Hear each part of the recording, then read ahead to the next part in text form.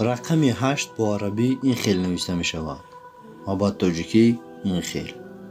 و رقم 1 هم این چونین با عربی و تاجیکی. اکنون دوستان خوب گوش کن. اکنون نظر بکن با دستی چپت همان رقم 81 رو در دستت میبینی.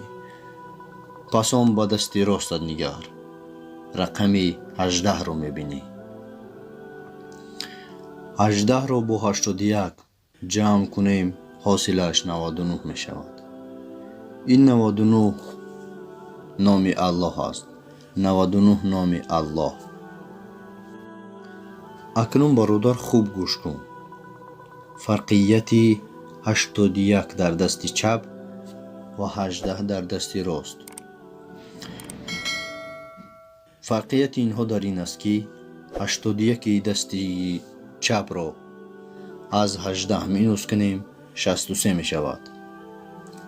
این 63 عمر حضرت محمد مصطفی صلی الله علیه و سلم است.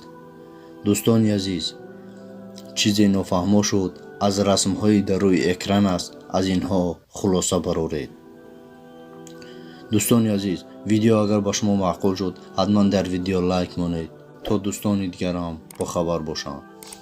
تا ویدیوهای آینده سربلند و پیروز باشید دوستان.